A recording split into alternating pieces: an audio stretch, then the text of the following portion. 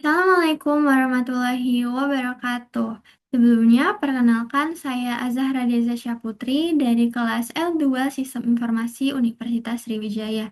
Di sini saya akan mempresentasikan progres dari penelitian jurnal kami yang berjudul Analisis Sentimen Konsumen Wanita Generasi Z terhadap industri fast fashion menggunakan metode Support Vector Machine atau SVM. Yang dimana di sini saya lakukan untuk memenuhi ujian tengah semester dari mata kuliah metodologi penelitian. Seperti untuk memenuhi ujian tersebut, bahwa di sini saya menjelaskan tentang latar belakang yang mencakup pendahuluan dan juga tinjauan pustaka. Nah, di sini saya juga menggunakan format apa untuk referensinya. Mungkin langsung saja masuk. Di sini analisis sentimen konsumen wanita generasi Z yang memicu eh, pada eh, pada limbah fast fashion, dan kami akan menggunakan solusi SPM untuk jurnal kami.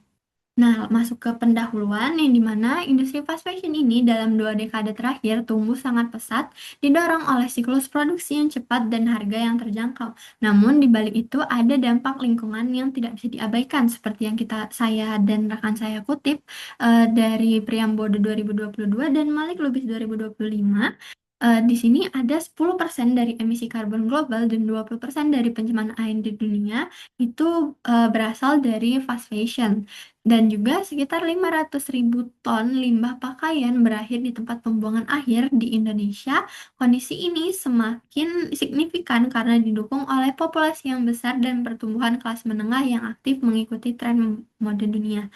Seperti di judul tadi, bahwa perilaku konsumsi ini dilakukan oleh generasi Z, yang dimana generasi Z ini lahir pada tahun 1997 hingga 2012, yang dimana Gen Z ini dikenal sebagai generasi yang sadar akan lingkungan, dan mereka terpapar informasi soal dampak buruk oleh fast fashion melalui media sosial. Namun, mereka tetap melakukan perilaku konsumtif dalam membeli fast fashion ini sendiri walaupun tahu dari dampak tersebut. Nah, hal ini disebut value action gap karena bertolak belakang dengan perilaku konsumtifnya. Hal ini mungkin dipicu karena pengaruh media sosial, juga mereka takut ketinggalan tren, dan harga-harga yang ditawarkan dari produk-produk tersebut terjangkau.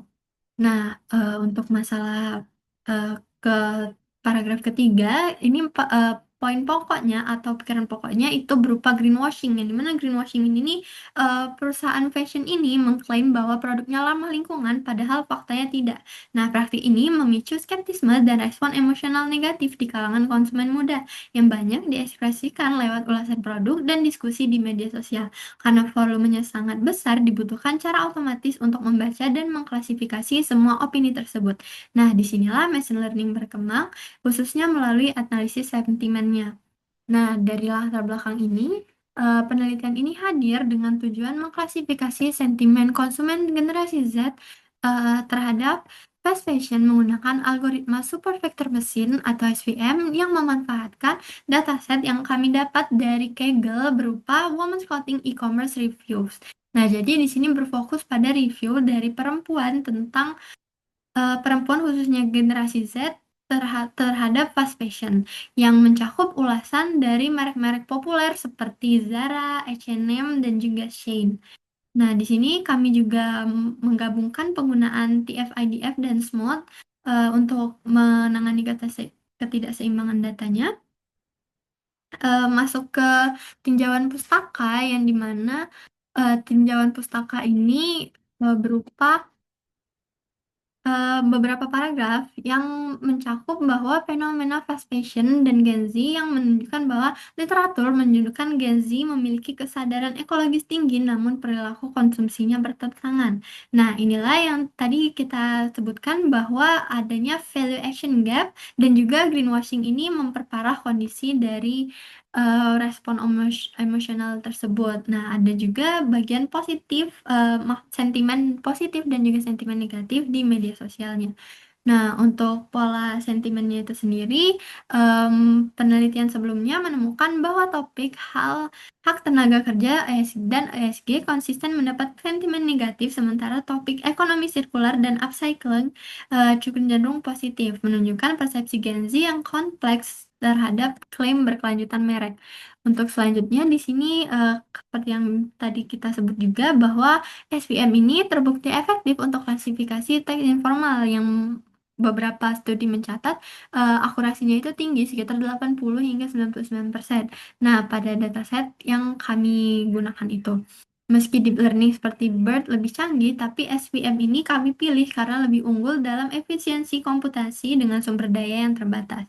Selanjutnya di sini TF-IDF yang saya sebutkan tadi juga SMOT dan SPM ini secara signifikan meningkatkan nilai F1 score dan akurasi pada klasifikasi opini publik yang tidak seimbang tadi.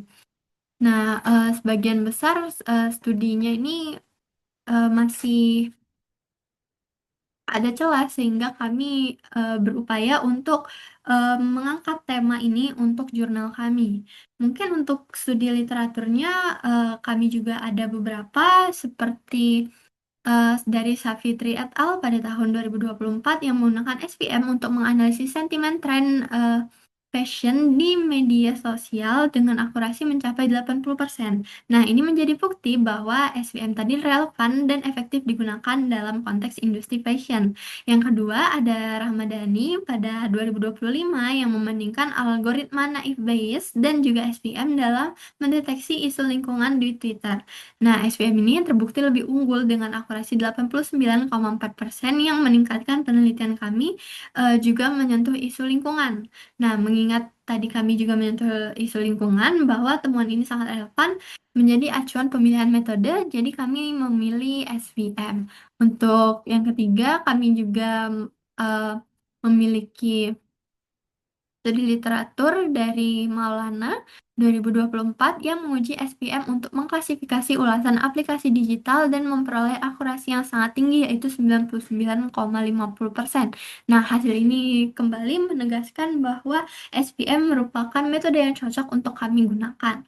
Yang keempat ada Promaseli dan Hendriana pada tahun 2024 yang memberikan landasan teoritis tentang bagaimana greenwashing memengaruhi kepercayaan konsumen generasi Z di Indonesia melalui model regresi. Nah, penelitian ini membantu kelompok kami memahami akar dari terbentuknya sentimen negatif di fast fashion. Dan yang kelima, dari Barus 2025 mengevaluasi kombinasi TF-IDF dan SMOT untuk mengatasi ketidakseimbangan pada ulasan e-commerce dan membuktikan bahwa SPM tetap kompetitif untuk dataset skala menengah. Nah, kombinasi tadi yang kami gunakan yaitu TF-IDF, SMOT, dan SVM inilah yang kami adopsi sebagai pipeline utama dalam penelitian ini. Nah, dari kelima penelitian tersebut, kami menemukan bahwa masih ada celah yang belum banyak disentuh, yaitu analisis sentimen yang secara spesifik dibahas dampak lingkungan fast fashion secara otomatis menggunakan machine learning.